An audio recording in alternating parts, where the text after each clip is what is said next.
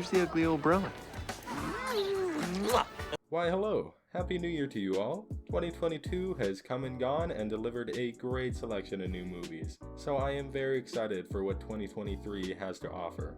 While we wait for new releases to come, I've decided to take it back to the roots, to a film that defined a lot of my childhood, Scooby Doo The Movie, released in 2002.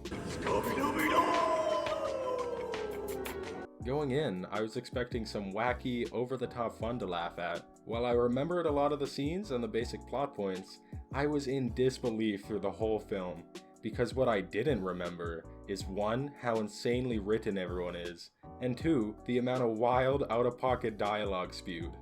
Our friends have been kidnapped.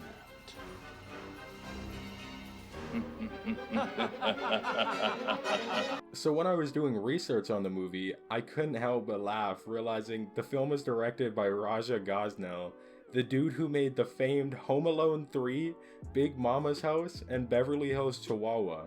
And the film was also co-written by James Gunn. Once I seen that, it all made sense. Watching this, I didn't even know who the movie was made for. You'd assume it's targeted towards a younger demographic, as Scooby-Doo is a kid's cartoon, but you wouldn't be able to tell that from watching this. Sure, there's some childish humor and a lot of fart jokes. I'm not stopping till your fur's singed off. Right.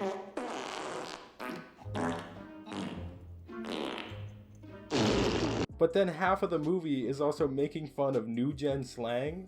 What up, dog? And, dog? And throwing out overtly sexual innuendos. Hey, I can look at myself naked. Oh, brother. I think that's what makes it so fun, though. As a kid, I didn't recognize a lot of the adult-themed jokes, so now that I'm older, it's like watching it for the first time. I swear, you could play a drinking game with this movie. Take a shot for every wild joke, and you're plastered by the end. I also gotta mention, the writers had to be extremely horny making this. Sorry, what was that? Okay. The characters are nuts and not at all what I expected.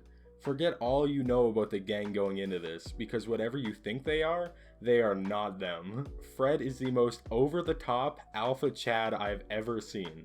It's like he's straight out of Blue Mountain State. He was written as the most peaked in high school jock douche stereotype you could think of. Look, I'm a man of substance. Dorky chicks like you turn me on too. Then we have Daphne, who is the dumb girl stereotype, but she might actually be the most fun to watch, because for some reason, she's a kung fu karate master and keeps talking about how she's gonna channel her 2,000-year-old Chinese whoop ass on people.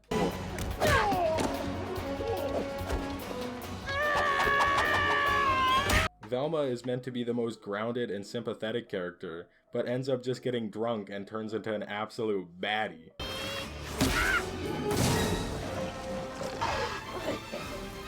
And then there's Shaggy and Scoob, who are basically just stoned out of their mind the entire film and have the munchies. The only thing I like better than an eggplant burger is a chocolate-covered eggplant burger. The characters alone are wild enough to have a fun time, but it doesn't end there, because they send this gang of wackos on the goofiest adventure they could have made. At the beginning of the film, the mystery gang breaks up for no reason aside from having the brains of 14-year-old teenagers, and they quit out of pettiness. I quit. No way.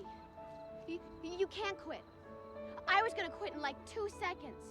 They all get invites from a rich dude to this spooky haunted island to solve a mystery. Oh yeah, and Mr. Bean is the rich dude. Turns out, this is a haunted island for young college students to come party. Only problem is all of them are leaving the island smart? Yeah, the big conundrum of the film is the frat party kids showing up to the island are leaving polished 4.0 GPA students. And Mr. Bean can't have that. He can't have the fun stop on his island, so the gang needs to figure out what's going on. The next hour after they arrive is non-stop insanity. The gang get trapped in a haunted house and legit treat it like they're gonna die. We see Rizmaster Shaggy try to pull a girl he's been simping over that he met on the plane. Voila. Nobody's ever given me a stuffed dismembered head before. Y'all could say I got W Riz. And then we get a lot of this.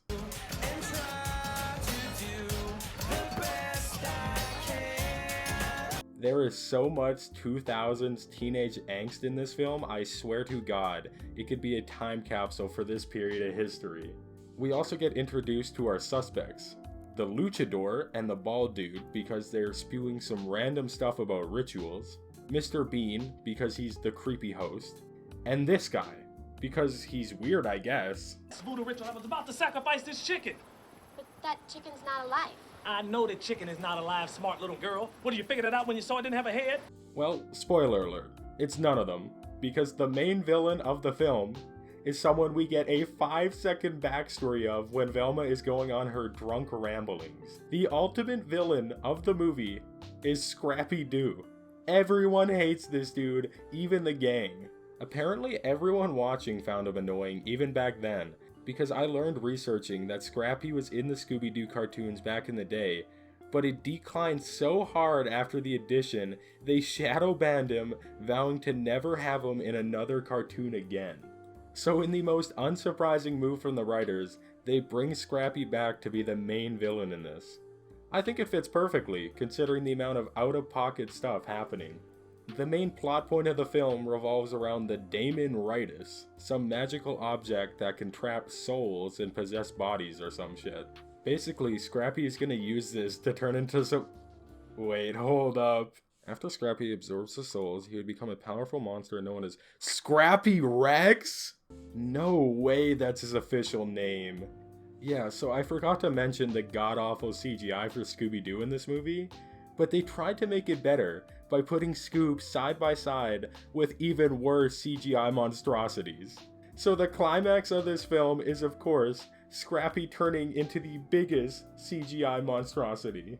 In the end, Daphne wins a wrestling match with a luchador, and the gang saves the day. If you haven't watched this movie in years, I would highly recommend it because it was insane. It was so much fun to rewatch, and the surprising adult tone and insane writing makes for a great movie to put on and laugh at with friends. The gang lives happily ever after, and I guess you know what that means. We got a sequel video to make, baby.